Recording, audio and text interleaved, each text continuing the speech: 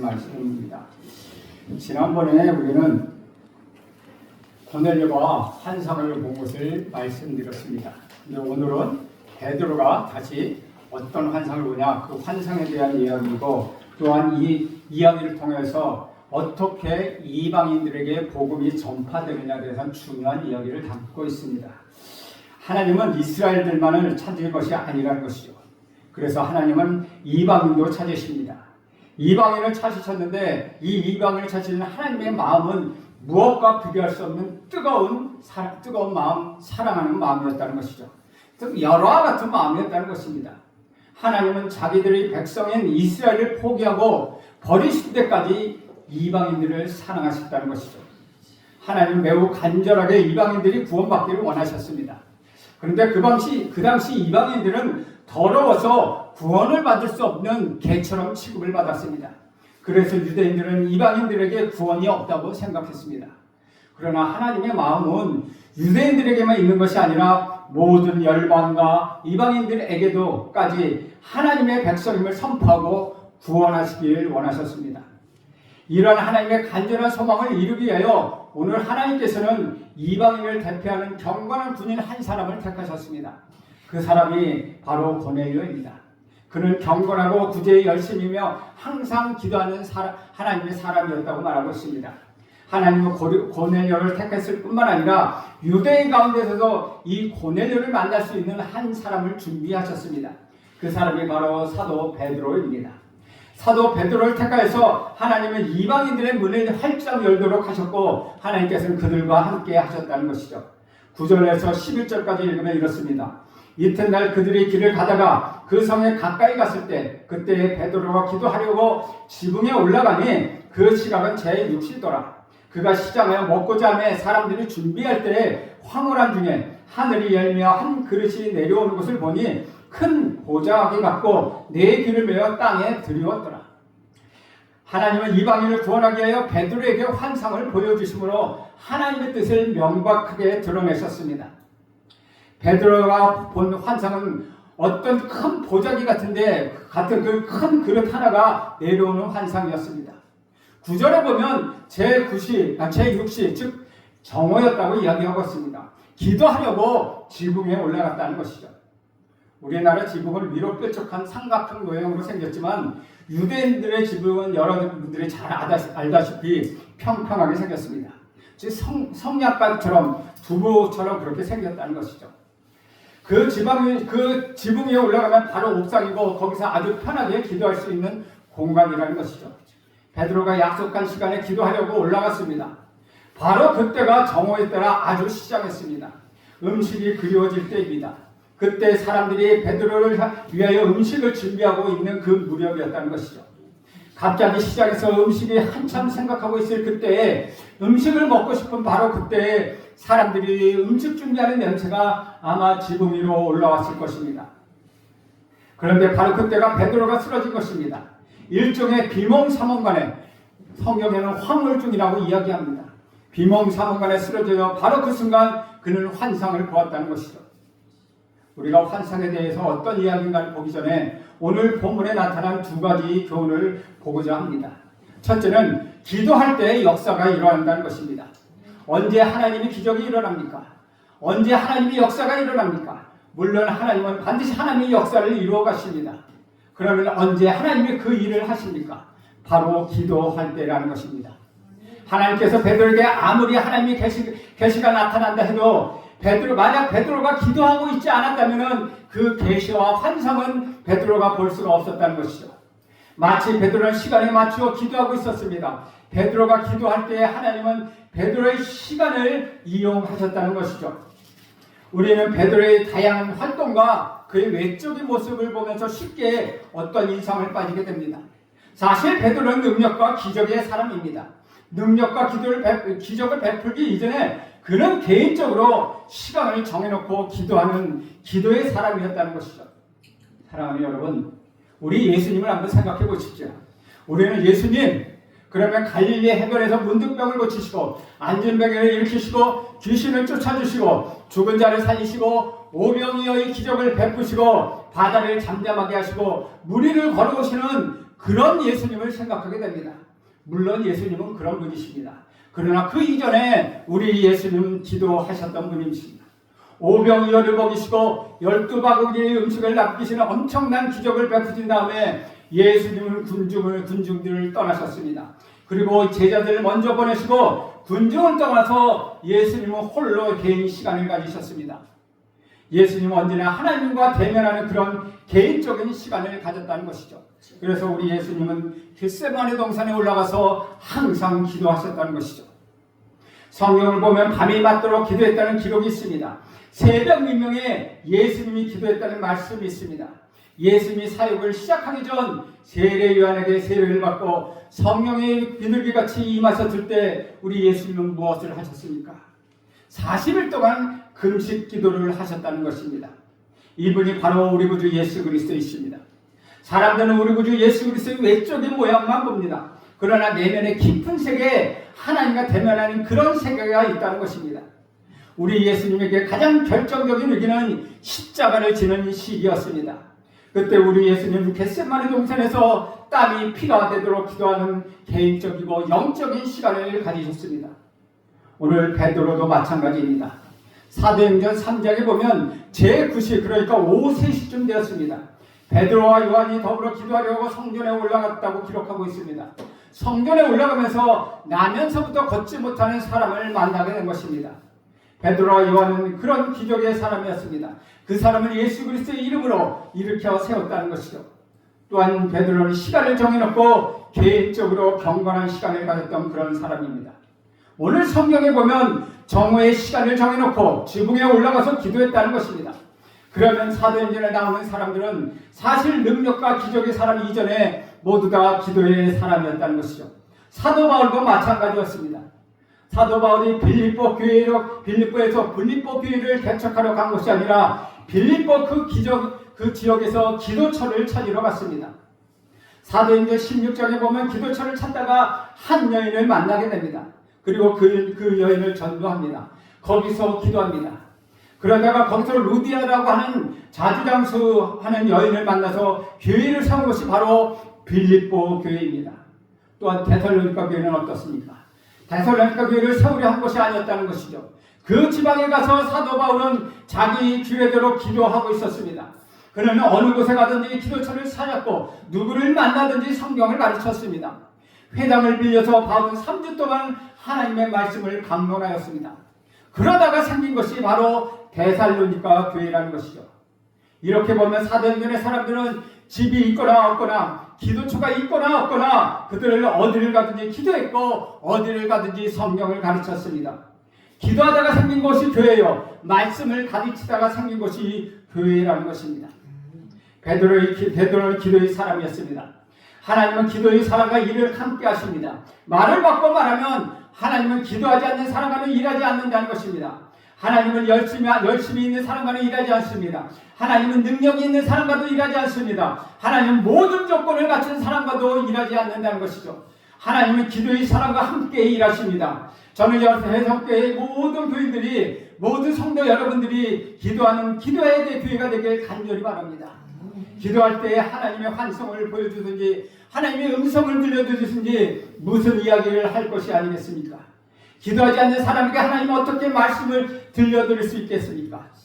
그러나 방법은 하나 있습니다. 하나님 앞에 우리를 꼬꾸라지게 만드는 것입니다. 그래야 들리기 때문입니다. 사도 바울처럼 하나님 앞에 꼬꾸라져서 눈을 멀게 한다든지 해서 그 음성을 들려주지 않겠습니까? 둘째는 하나님 적절한 때에 일하신다는 사실입니다. 고넬료의 하인들이 성에 가까이 왔을 때 하나님 베드로에게 나타내셨습니다. 하나님 시간을 굉장히 중요하게 생각하십니다. 예수님이 세상에 오실 때 그냥 오신 것이 아닙니다. 우리 하나님은 정확하게 시간을 계신하고 계셨습니다. 말라기 구약 성경이 끝나고 400년간의 중간기를 거쳐서 때가 찾아 여자로부터 예수님이 세상에 태어난 것입니다. 저는 분명히 이것을 믿습니다. 예수님이 세상에 다시 오실 때가 있다는 것입니다. 그런데 그것은 적당히 예수님이 기분 내키면 오시는 것이 아니라는 것이죠. 하나님은 그 시간을 계산하고 계시다는 것입니다. 주 안에서 사랑하는 하나님은 여러분의 시간도 계산하고 계신다는 것입니다. 여러분 죽을 때가 되면 죽으니 안심하시기 바랍니다. 그렇게 함부로 죽지도 않고 일찍 죽지도 않고 늦게 죽지도 않는다는 것입니다. 꼭 죽을 때 그때 여러분이 죽게 된다는 것입니다. 그러므로 안심하고 열심히 신앙생활을 하시기 바랍니다. 아프다고 일찍 죽는 것도 아닙니다. 교통사고가 났다고 먼저 죽는 것도 아니라는 것이죠. 죽을 때가 되면 죽게 되고 살 때가 되면 사는 것입니다. 하나님은 하나님 때에 일하신다는 것입니다. 하나님은 하나님의 방법으로 일하십니다. 사람의 때에 하나님이 일을 하시는 것이 아니라 하나님 때에 하나님이 하나님의 방법으로 일을 하신다는 것입니다. 믿음으로 사는 사람은 때를 아는 사람입니다. 징조를 아는 사람입니다. 구원받을 때를 아는 사람입니다. 또한 은혜 받을 만한 때를 아는 사람입니다. 저는 바로 지금 여러분이 은혜 받을 때요, 구원의 날인 것을 믿으시길 간절히 바랍니다. 여러분 지금 변화받을 때입니다. 지금 헌신해야 할 때입니다. 이 시기를 놓치면 다른 결과가 찾아온다는 사실입니다. 하나님은 하나님 때와 구원의 방법을 가르쳐 주셨습니다. 어느 때는 성경 말씀을 읽다가 깨닫게 됩니다. 그래서 꼭 말씀을 읽어야 한다는 것입니다. 말씀을 읽지 않은데 어떻게 하나님께서 계시를 주시겠습니까? 여러분이 하나님 말씀을 읽다가 그 말씀을 통하여 하나님이 여러분에게 말씀하시게 될 것입니다. 그러니 성경을 읽게 되길 간절히 바랍니다.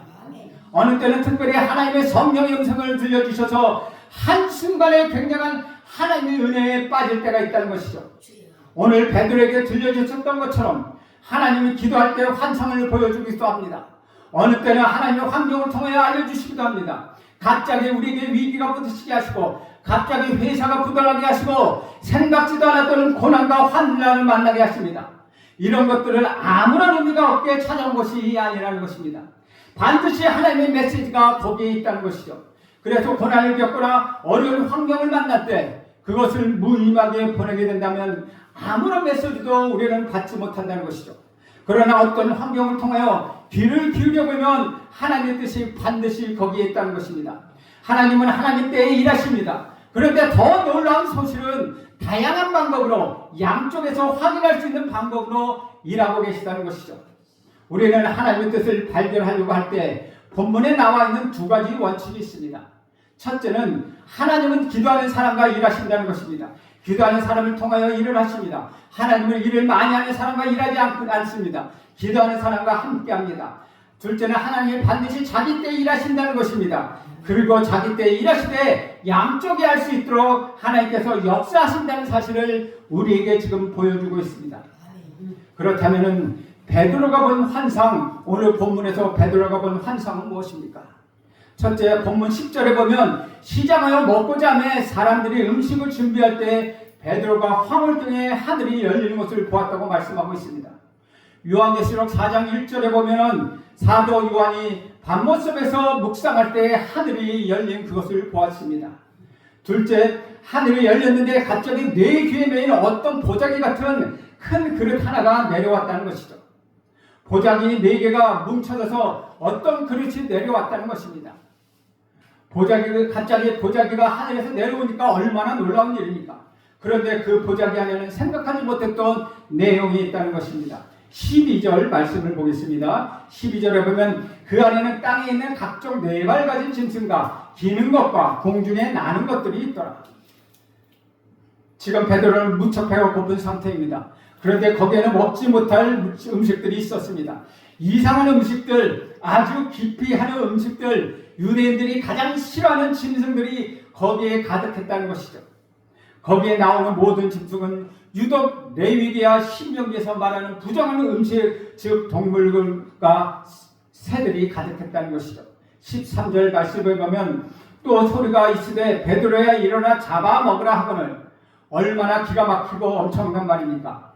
네 발이 달린 짐승들, 먹을 수 없는 짐승들이 거기에 있었습니다. 그런데 그 짐승을 잡아먹으라고 말씀하십니다. 베드로는 그 음성을 듣자마자 단호하게 14절과 같이 항변합니다. 14절 봅니다. 베드로가 이르되 주여 그럴 수 없나이다. 속되고 깨끗하지 아니한 것을 내가 결코 먹지 아니하였나이다 라고 말하고 있습니다. 레위기 11장이나 신명기 14장에 보면 다음과 같은 율법이 있습니다. 부정하여 먹을 수 없는 물고기나 쇠고기 같은 다음과 같은 기록들, 새와 같은 것을 다음과 같이 기록하고 있습니다. 지상의 동물에는 낙타, 사관, 토끼, 돼지와 같은 동물이 있는데 이런 짐승은 부정하니 먹지 말아야 할 것이 아니라 만져서도 안 된다는 것입니다. 물고기 중에는 지느러미가 없는 것과 비늘이 없는 것을 먹어서 안 된다고 합니다. 하늘에 사는 새들 중에는 독수리, 솔개, 물수리, 부엉이 종류와 까마귀 종류, 타조, 그 다음에 갈매기 종류, 올빼미 종류, 가마우치, 흰올빼미, 부엉이, 백로, 황새, 박쥐 이런 것을 먹으면 안 된다는 것입니다. 곧 곤충 중에는 메뚜기 종류, 배짱이 종류, 귀뚜라미 종류 외에 날개가 있고 기어다니는 것을 먹어서는 안 된다는 것이죠. 땅에 기른 것 중에는 족제비, 쥐, 도마뱀 종류, 아구 등을 먹어서는 안 된다고 말하고 있습니다. 이런 것이 다 보자기에 있었다는 것이죠. 그런데 하나님은 그것을 잡아 먹으라고 말씀하십니다. 구약에는 그런 것을 먹지 않을 뿐만 아니라 그것을 만지게 되면 옷까지 다 세탁해야 한다는 것이죠. 그릇도 다 깨뜨려야 합니다. 그렇게 그들을 살아왔습니다. 그런데 하나님이 그것을 잡아 먹으라고 말씀하십니다. 베드로가 얼마나 충격을 받았겠습니까? 베드로가 얼마나 놀랐겠습니까? 아무리 하나님의 명령이라 할지라도 베드로는 순종할 수 없다고 말합니다. 오늘 여기에 나타난 메시지는 무엇입니까? 왜 이런 거룩하지 않은 부정한 것들을 보여주며 우리 하나님은 먹으라고 하시는 것입니까? 바로 여기에 나타난 부정한 음식들은 이방인들을 가르칩니다. 하나님의 백성들은 거룩한 백성들, 이방인들은 부정하고 더러운 백성으로 취급했다는 것이죠. 그런데 하나님은 그 음식을 먹으라고 말씀하십니다. 이것은 너희가 쑥대다고 하는 이방인들도 다 하나님이 거룩하게 했다는 의미입니다. 내가 그리스도로 피로 이 모든 것을 사하였다라는 것입니다. 너희가 거룩하고 깨끗한 음식을 먹는 것처럼 유대인만 구원을 받은 것뿐만 아니라 이방인들을 다 정결하게 하시고 구원받게 하시고 모든 죄를 다 용서해 주셔서 먹을 수 있도록 만들어 주셨다는 것이죠. 그러나 베드로는 그것을 깨닫지 못했습니다. 베드로는 전통 유대의 틀 안에 얽매여서 그 유대 세계관 속에 갇혀 있었습니다. 그러면 선입관으로 볼 때 그것은 불가능한 일이었다는 것이죠. 많은 사람들은 구원은 자기들에게만 있다고 생각합니다. 많은 사람들은 구원은 우리 교회에만 있다고 생각합니다. 다른 사람들이 구원받는 것에 대하여 별로 심각하게 생각하지 않습니다. 물론 하나님은 우리에게 관심이 있습니다. 하지만 우리에게만 있는 것이 아니라 우리를 통하여 많은 사람들이 구원받기를 원하신다는 것이죠. 여기에는 하나님의 깊은 관심이 있습니다. 15절을 보겠습니다. 15절에 보면 또 두 번째 소리가 있으되 하나님께서 깨끗하게 하신 것을 내가 속되다 하지 말라라고 말씀하십니다. 보자기가 한번 내려옵니다. 베드로가 이해할 수가 없습니다. 나는 절대로 이 더러운 것을 먹어본 적도 없고 먹을 수도 없습니다. 보자기가 또 내려옵니다. 우리 하나님은 먹으라고 말씀하십니다. 하나님께서 깨끗하게 하신 것을 내가 속되다 하지 말라고 말씀하십니다. 이것은 물론 부정한 것이었습니다. 그러나 하나님께서 깨끗하게 하신 것입니다. 우리는 구원받을 수 없는 죄인들이었습니다. 그러나 하나님께서 우리를 깨끗하게 하셨습니다. 우리를 구원받을 수 있는 하나님의 자녀로 만들어 주신 것입니다. 하나님은 말씀하셨습니다. 하나님이 깨끗하다고 한 것을 내가 왜 속되다고 하느냐. 16절 말씀을 봅니다. 이런 일이 3번 있은 후에 그 그릇이 곧 하늘로 올려져 가니라. 이런 일이 3번이나 반복했다고 말합니다. 3번이나 그렇게 했다는 건 무슨 뜻입니까? 하나님의 뜻이 확정적이라는 것입니다. 하나님의 뜻은 이미 확정되었다는 것입니다. 베드로의 갈등은 이것이었습니다. 그는 그의 신앙의 전통, 유대의 전통에 얽매여 있었습니다. 이런 더러운 짐승들을 먹지 말라는 것도 하나님의 말씀이었습니다. 그런데 지금 하나님이 그것을 먹으라고 말씀하십니다. 여러분, 어떤 뜻을 따라야 합니까? 그렇게 먹지 말라고 하는 것은 하나님의 말씀인 율법이었습니다. 그런데 지금 하나님 먹으라고 말씀하십니다. 여러분, 어느 말씀을 따라야 하는 것입니까? 사랑하는 여러분, 전통이나 문화는 무엇입니까? 그 자체는 진리가 아니라는 것이죠. 전통이나 문화는 어떤 진리가 만들어 놓은 그 시대의 전통입니다. 어떤 진리가 그 시대에 만들어 놓은 문화라는 것입니다. 그런데 우리가 전통과 문화를 소중하게 여기다 보니 전통과 문화가 마치 진리처럼 생각하게 된다는 것이죠. 우리에게는 토속 문화가 있습니다. 토속 전통도 있습니다. 그것이 중요합니다. 그러나 그것이 우상이 되어서는 안 된다는 것이죠. 그것이 진리가 아니기 때문에 그것이 복음보다 더 위대할 수는 없다는 것입니다. 그러나 복음은 언제나 전통을 새롭게 합니다. 복음은 전통을 깨뜨려버리고 더 놀라운 진리로 우리를 이끌어 가십니다. 우리가 복음을 전할 때 문화적이어야 합니다. 그러나 문화의 노예가 돼서는 안 된다는 것이죠. 그러나 요즘 TV나 유튜브 방송을 보면 너무나도 미신적인 것이 많이 생겨납니다. 온갖 무당들이 다 판을 치고 있습니다. 거기서 무슨 이상한 마술도 다 합니다. 그래서 그런 풍조가 생기는 현상을 굉장히 우려하지 않을 수가 없다는 것이죠. 그렇게 사람들은 전통과 문화라는 이름으로 일을 이끌어가고 일을 만들어냅니다. 그렇게 이끌어가는 나라를 사랑하는 것처럼 생각합니다. 우리가 그 뿌리에서 자랐기 때문에 그런 전통과 그런 문화를 굉장히 중요하게 생각합니다. 그러나 그것을 소중히 해야 한다는 것입니다. 그러나 그것보다 더한 것은 그것을 초월할 수 있어야 한다는 것이죠. 그래야 진리에 들어갈 수 있기 때문입니다. 바로 베드로가 깊은 고민에 빠진 것이 여기에 있다는 것이죠. 전통적으로 생각하면 먹을 수가 없었습니다. 그러나 복음은 그 전통을 깨뜨리고 유대인의 전통의 벽을 깨뜨리고 민족주의 벽을 넘어서고 세계로 나가기를 원한다는 것이죠. 그것은 하나님의 민족주의에서 세계로, 우주적인 세계로 하나님이 우리를 이끌어 가시는 것입니다. 바리새인들도 이런 고민을 했습니다. 그들은 예수님이 나타나셔서 천국 복음을 전하실 때 그들은 전통적인 가치와 예수님이 주시는 메시지가 서로 부딪히게 된 것입니다. 오늘 교회에 오래 다니는 사람이 이런 딜레마에 빠졌다는 것이죠. 성경의 놀라운 능력이 나타날 때 그것들을 우리가 받아들여야 하느냐, 혹은 받아들이지 말아야 하느냐, 전통적인 역사에서 우리가 머물러야 하느냐, 새로운 성령의 역사에 우리가 적극적으로 참여해야 하느냐, 이런 갈등을 똑같이 갖게 된다는 것이죠. 여러분, 전통은 소중합니다. 문화도 소중합니다. 그래서 우리가 전통적인 문화를 사용해야 합니다. 그러나 하나님을 그 전통 안에 가둬놓아서는 안 된다는 것이죠. 그런데 많은 사람들은 하나님이 자기 전통 안에 있기를 간절히 바랍니다. 자기 방식으로 하나님이 존재하기를 간절히 바랍니다. 하나님이 자기 문화 속에 존재하기를 바라고 있다는 것이죠. 그러나 하나님은 문화 안에 계시지 않습니다. 하나님은 문화를 만들어내신 분이십니다. 하나님이 인간의 전통이나 문화 안에 계시지 않는다는 것입니다. 베드로가 여기서 깊은 생각을 하게 됩니다.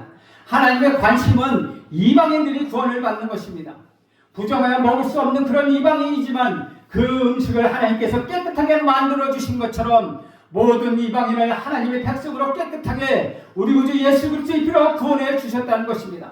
그래서 그 음식을 먹을 뿐만 아니라 이때 유대인만에 머무르지 않고 예루살렘에만 머무르지 않고 나가기를 바라는 것입니다. 그래서 이방인인 우리가 지금 예수를 믿게 된 것입니다. 17절과 18절 말씀 봅니다. 베드로가 본 바 환상이 무슨 뜻이 속으로 의아하더니 마치 고넬료가 보낸 사람들이 시몬의 집에 찾아 문 밖에 서서 불러 묻되 베드로라 하는 시몬이 여기 유숙하느냐 하고는 베드로의 고민이 시작되었습니다. 나는 거룩하지 않은 것을 절대 먹어본 적이 없고 먹지 않겠습니다 라고 합니다. 내가 깨끗하다고 했는데 왜 내가 더럽다고 하느냐라는 하나님의 야단에 맞습니다. 그것도 3번씩이나 야단을 맞았습니다. 베드로는 정말 대단한 사람입니다. 그렇게 3번이나 야단 맞았는데도 그는 순종하지 않았습니다. 고민합니다.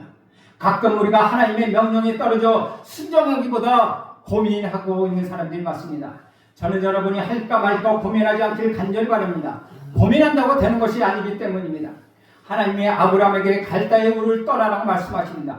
너희 본토 친척 아버지 집을 떠나라. 이것이 어찌 그리 쉬운 일이겠습니까? 이런 몸을 해보지 않은 사람은 신앙을 모른다고 해도 과언이 아닙니다. 자기가 평안하고 자기가 안전군 속에 있고 자기 모든 것이 다 안전하고 평안하다면 하나님 예수님을 잘 믿겠다는 것입니다. 이것은 아브라함의 신앙을 온전히 뿌리채 흔들어 놓는 것이었습니다. 아브라함의 신앙의 근거를 흔들어 놓는 것입니다. 그렇다고 또 너희 하나님이냐? 그래도 너는 하나님을 믿을 것이냐? 하나님을 신뢰하느냐? 이렇게 묻는다는 것입니다. 모세도 하나님이 흔들어 놓았습니다. 그는 애굽의 왕자에서 아무것도 아닌 상태로 광야에 버려졌습니다. 거기에서 그의 믿음이 생겨났습니다. 사랑하는 여러분, 절대로 온실에서 신앙에 안주하는 안일한 환경에서 예수를 잘 믿기를 바라지 마시죠. 어떻게 보면 하나님 우리 근본인 문제를 흔들어 놓는 것입니다. 어떤 사람이 예수를 잘 믿는 사람입니까? 바로 사형 선고를 받은 사람입니다. 당신은 3개월밖에 살지 못합니다. 이런 말을 들으니 정신이 벌쩍 나는 것입니다. 정말 신앙이 무엇인지를 알게 됩니다. 집안에 큰 환란이 닥쳐봐야 합니다. 근거를 흔들어 놔야 하나님과 내가 1대1로 맞서게 되는 것입니다. 모든 것이 다 되어도 은행에 돈 있고 집 있고 직장이 있고 뒷배가 있고 대부분 사람들의 사건이 펑 하고 터지면 하나님을 먼저 찾지 않고 그 배경을 찾게 된다는 것이죠. 자기를 도와줄 사람이나 자기 뒷배경을 찾고 돈을 찾고 해서 그 일을 해결하지 않습니까? 거기에 무슨 신앙이 있습니까? 그것이 무슨 하나님을 의지하는 것입니까? 여러분의 문제의 근거가 흔들려봐야 정말 내가 하나님을 믿는가 이런 것을 확인하게 된다는 것이죠. 베드로는 고민합니다. 베드로가 한참 고민하고 있을 그때에 노크 소리가 들립니다. 누가 찾아왔습니까? 고넬료의 부하와 하인들이 찾아온 것입니다. 여기서 우리는 성령의 역사가 일어나 얼마나 절묘하게 일어나는지 느끼게 된다는 것이죠. 신앙이란 바로 이런 긴장감입니다. 다 되는 것 같으나 마지막 순간에 안 되고 안 되는 것 같으나 결정적인 순간에 되는 것이 신앙입니다. 이런 긴장감 속에서 불꽃 튀는 긴장감 속에서 사는 것이 바로 예수를 믿는 것입니다. 그런 것 없이도 무슨 예수를 믿고 산다는 것입니까? 성령의 역사는 마구 살아 움직입니다. 성령의 역사는 교과서적이지 않습니다. 내가 죽느냐 사느냐 내가 정말 모든 것을 다 잃어버리느냐 이런 절대절명의 위기 속에서 하나님의 신뢰함을 믿는다면 이것이 바로 요셉이 아니겠습니까? 감옥에 들어가고 무능력 속에 들어가고 오해를 받고 고난을 겪으면서도 절명의 하나님이 순간순간 그의 길을 열어주셨습니다. 바로 이런 것입니다. 이런 것의 연속입니다. 우리가 주님께 갈 때까지 이런 것이 계속되는 것입니다. 그래서 우리가 기도하지 않을 수 없다는 것이죠. 바로 이런 것을 여기서 보게 됩니다. 절묘하게 베드로가 심각하게 고민할 때에 사람들이 찾아온 것입니다. 그래서 베드로가 그 사람을 맞이하며 나가는 그 순간에 성령께서 베드로에게 음성을 들려주십니다. 19절 20절입니다. 베드로가 그 환상에 대하여 생각할 때 성령께서 그에게 말씀하시되 두 사람이 너를 찾으니 일어나 내려가 의심하지 말고 함께 가라. 내가 그들을 보내었느니라. 사랑하는 여러분, 베드로가 본 환상은 환상이 아니었다는 것이요. 성령의 감동이 아주 강렬하게 베드로를 사로잡은 것입니다. 베드로야 일어나서 내려가라. 이런 소리를 들었다는 것이 아니라 그런 소리가 정확하게 들리는 것처럼 성령의 감동을 느꼈다는 것입니다. 주 안에서 사랑하는 여러분, 이런 성령의 감동 감화를 받아본 적이 있습니까? 저는 여러분 모두가 있기를 간절히 바랍니다. 그저 우리가 예수를 믿는다면 이런 것 한 번쯤은 있어야 하지 않겠습니까? 자주 있을 수는 없다 할지라도 여러분의 삶 내에 이런 살아있는 성령의 감동이 있기를 간절히 바랍니다. 여러분은 중요한 시간에 결정적인 시간에 하나님의 인도하심을 받을 것입니다. 이런 인도하심을 받으면 그런 결과가 좋든 좋지 않든 가능하든 가능하지 않든 그것은 중요하지 않는다는 것입니다. 여러분에게 확신이 생기는 것입니다. 두려움이 사라집니다. 자신감이 생깁니다. 그래서 그 길을 그냥 가게 되는 것입니다. 베드로는 분명히 성령의 사람이었습니다. 성령의 음성을 들었습니다. 아주 중요하고 결정적인 시간에 그는 성령의 인도하심이 있었다는 것이죠. 저는 여러분에게 하나님의 거룩한 인도하심이 있기를 간절히 바랍니다. 사람을 보고 의논하거나 책을 보고 만들어내거나 세상의 풍습을 따라 하는 것이 아니라 여러분의 인생을 걸어감에 있어서 이것이 하나님의 뜻이다. 나는 하나님이 나를 이 길로 걸어가게 하신다라는 확신이 여러분에게 있기를 간절히 바랍니다. 이것을 위하여 기도하는 시간을 갖지 않는다는 것에 또한 문제가 있습니다. 하나님의 음성을 들려주지 않으셨다는 것에 문제가 있는 것이 아니라 여러분들이 그것을 위하여 무릎 꿇고 하나님 앞에 기도하며 금식하며 기다리는 그런 시간이 너무나도 빈약하기 때문에 문제가 있다는 것입니다. 여러분 한번 해보십시오. 그런 시간을 가져보십시오. 결사적으로 심혈을 기울여서 기도해 보십시오. 여러분의 인생을 걸고 한번 그렇게 해보십시오. 하나님이 여러분과 함께 역사하실 것입니다. 베드로에게 나타난 성령의 음성은 세 가지입니다. 첫째는 그 사람이 초청에 예스라고 대답해라. 둘째는 그 사람들을 의심하지 말라. 셋째는 그 사람들을 내가 보냈다라는 내용입니다. 21절과 22절을 보겠습니다. 21절에 보면 베드로가 내려가 그 사람들을 보고 이르되 내가 곧 너희가 찾는 사람인데 너희가 무슨 일로 왔느냐. 그들이 대답하되 백부장 고넬료는 의인이요 하나님을 경외하는 사람이라 유대 온 족속이 칭찬하더니 그가 거룩한 천사의 지시를 받아 당신을 그 집으로 청하여 말을 들으려 하느니라 한데, 이런 하나님의 음성을 들었을 때 베드로는 그들의 선입관과 그의 유대계의 전통을 모두 포기하게 됩니다. 그리고 순종합니다. 그가 환상을 보고 순종한 것이 아니라 그가 성령의 음성을 듣고 순종한 것입니다. 이것이 바로 복음의 능력입니다. 이것이 바로 성령의 능력이라는 것입니다.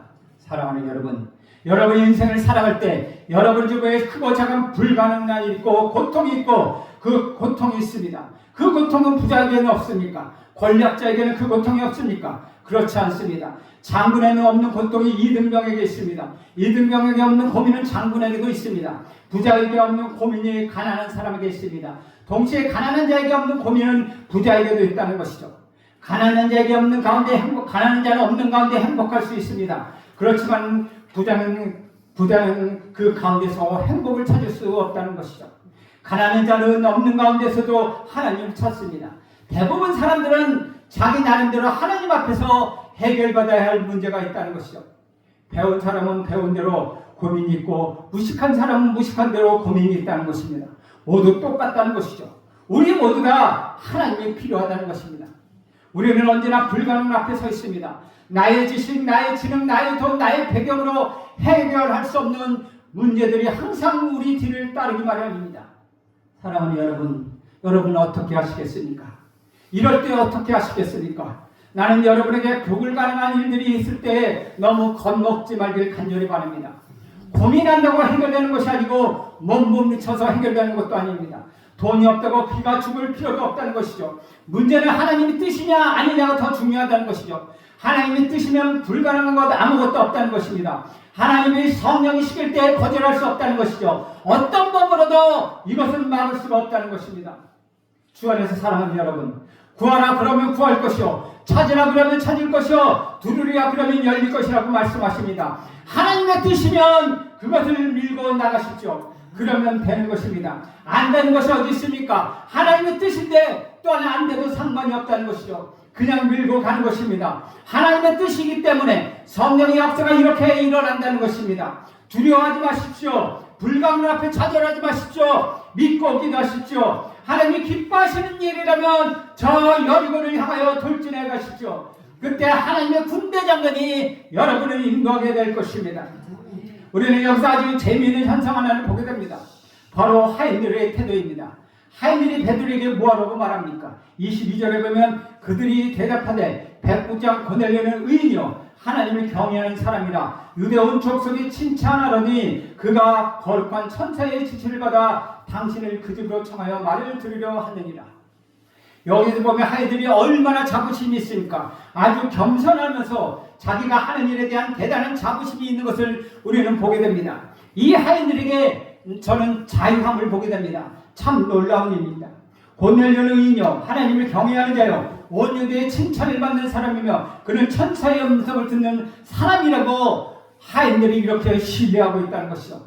이것은 물질 이상, 더 이상 물질의 관계가 아니라는 것입니다. 결국 우리는 고넬료와 베드로를 통하여 이방을 찾으시는 하나님을 보게 된다는 것이죠.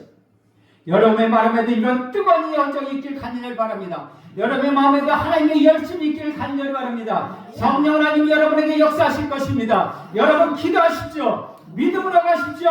그리고 성령에 민감하십시오. 그러면 성령 하나님께서 여러분을 인도하셔서 여러분을 승리하게 하실 것입니다. 기도하겠습니다. 하나님 아버지 감사합니다. 주의 성령이 오늘 우리에게 임하여 주셔서 우리에게 성령을 음성을 듣게 하여 주옵소서. 하나님의 하신 일들 느끼게 하여 주옵소서. 예수님의 이름으로 기도합니다. 아멘. 다 같이 일어서서 찬송